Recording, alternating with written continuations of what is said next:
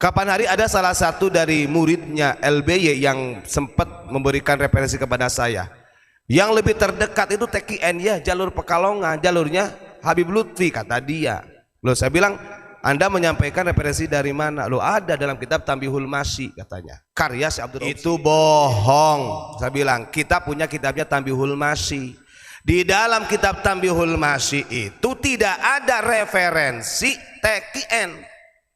Beliau Syekh Abdul Rauf Singkal karena beliau lahir di abad 16 hanya menjelaskan silsilah syatariyah atau satoriyah yang umumnya dan qadiriyah, dan ketika dibuka nih, nah di sini satu pun nggak ada dari klan Ba'alawi. Syekhona Khalil, beliau ini bukan mursyid thariqah, walaupun beliau juga ahli thariqah.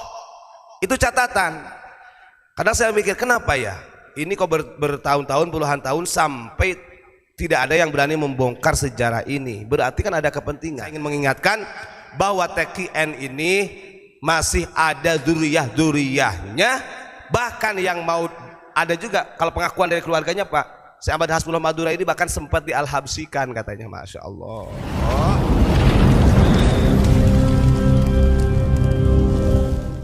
Bismillahirrahmanirrahim. Assalamualaikum warahmatullahi wabarakatuh. Waalaikumsalam warahmatullahi wabarakatuh. Hamdan syukranillah nahmaduhu wa nasta'inuhu wa nastaghfiruh wa na'udzu billahi min syururi anfusina wa min sayyiati a'malina may yahdihillahu fala mudhillalah wa may yudhlilhu fala hadiyalah. Amma ba'd. Hadratil kiram, para alim, para ulama, sesepuh bini sepuh, wabil khusus para kiai, para ulama, kiai kampung, kiai langgar, pokoknya gak ono habaib lah ya. Karena bagaimanapun juga yang mengajarkan kitab fasolat dan mengajarkan kitab wujud kidam bako adalah kiai-kiai langgar. Itu catat ya. Terus kemudian saya ingin mengingatkan karena beberapa hari kemarin kita ngobrol dengan, ini kita cerita aja disclaimer Pak ya, dengan salah satu dzurriyah dari Kiai Haji Hasbullah Ahmad Hasbullah Madura. Dari cicitnya Kiai Haji Ahmad Hasbullah Madura ini adalah orang yang sebenarnya sederhana, tapi dengan adanya polemik saat ini itu menjadikan keluarga beliau yang dulunya diam itu harus bergerak. Ada giroh, ada harkah yang memang beliau-beliau sebenarnya ditumpahkan pada saat ini karena ada amanah tentunya. Kita kembali bahwa Kiai Haji Ahmad Hasbullah Madura itu adalah khalifah tertinggi yang ketiga setelah Syekh Abdul Karim, Syekh Tolhah, kemudian baru Syekh Ahmad Hasbullah Madura.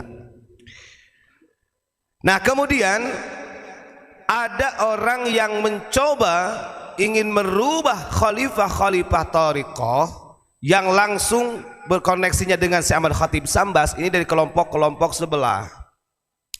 Kita tahu bahwa Syekh Ahmad Khatib Sambas itu hanya mengangkat 3 khalifah. Yang pertama Syekh Abdul Karim Banten, kemudian yang kedua Syekh Tolhah Cirebon, dan yang ketiganya Syekh Ahmad Hasbullah Madura. Kapan hari ada salah satu dari muridnya LBY yang sempat memberikan referensi kepada saya. Yang lebih terdekat itu TKN ya, jalur Pekalongan, jalurnya Habib Lutfi kata dia.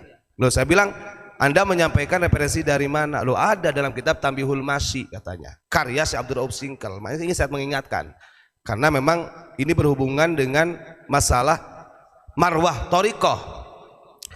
Nah, saya pengen tahu dia menjawab deh. Yang terdekat kenapa dari Pekalongan? Karena khalifah pertama kata dia yang diangkat oleh Syekh Khatib Sambas adalah Syekhona Khalil. Syekhona Khalil kemudian kepada Habib Ali Bapaki kalau nggak salah. Baru disitulah kepada Habib Lutfi katanya. Saya bilang itu bohong. Saya bilang kita punya kitabnya Tambihul Masyi. Di dalam kitab Tambihul Masyi itu tidak ada referensi TKN.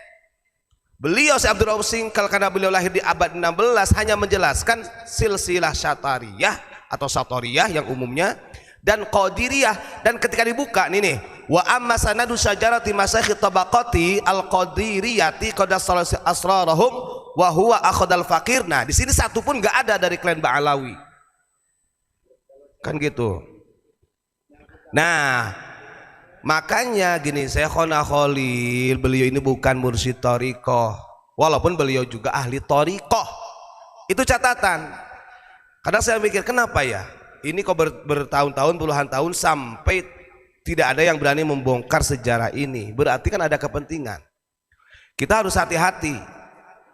Nah, kalau Kiai Haji Ahmad Hasbullah Madura, beliau kan melahirkan Kiai Romli Tamim. Ada juga yang mengatakan sebelum kepada Kiai Romli Tamim ini kepada Kiai Khalil. Bukan Khalil Madura, bukan Kiai Khalil Bangkalan, tapi Kiai Khalil sepupunya atau pamannya lah dari Kiai Romli Tamim itu. Nah, ini banyak yang sebenarnya yang harus kita pahami, yang sampai dini hari orang-orang menjelaskan tentang silsilah Qadiriyah Naqsabandiyah sudah banyak yang keliru secara ekstafetnya.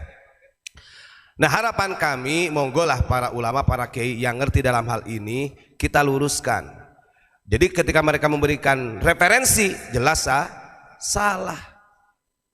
Kenapa kita berani mengatakan bahwa itu adalah dari muridnya Habib Lutfi? Yaitu dia ngaku sendiri.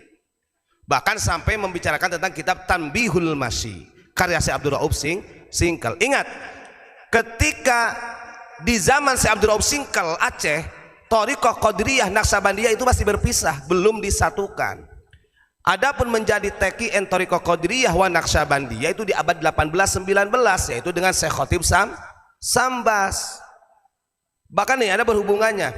Syekh Ahmad Khotib Sambas membuat kitab panduan TKN itu namanya kitab Fathul Arifin. Penulisnya, katibnya Syekh Abdul Rahim Bali. Itu orang Bali asli. Tapi kenapa sekarang banyak orang-orang yang berbondong-bondong darah pitu atau wali pitu yang sebenarnya di Bali itu wali pitu banyak dari klan mereka. Entah 4 atau entah berapa itu klan mereka, Pak, dari golongan habaib. Ulama-ulama ahli thariqah mursyid yang asli di Bali dilupakan. Ada apa di situ? Kita nggak tahu. Apakah ini adalah salah satu manajemen untuk mengeksploitasi kekayaan? Kan begitu.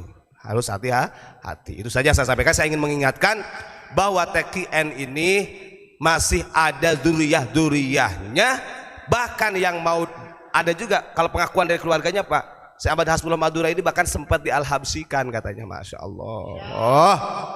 Nah, ini kan ngeri. Wallahu alam ya kita. Itu pengakuan dari keluarganya. Mudah-mudahan keluarganya disehatkan dan beliau datang ke sini kita guyonin Lora, sampean itu kan tahu unik ini kan sesat. Mama gue ini kan sesat, kok iso-isone teko. Ya, hanya cerita walaupun sambil nangis beliau. Ya, karena memang udah petunjuk kan gitu. Ya, mudah-mudahan semuanya disehatkan. Yang jelas Indonesia ini punya marwah, tidak akan bisa diporak-porandakan oleh oknum-oknum dan klan-klan yang tidak bertanggung jawab. Hati-hati dengan Nusantara. Assalamualaikum warahmatullahi wabarakatuh.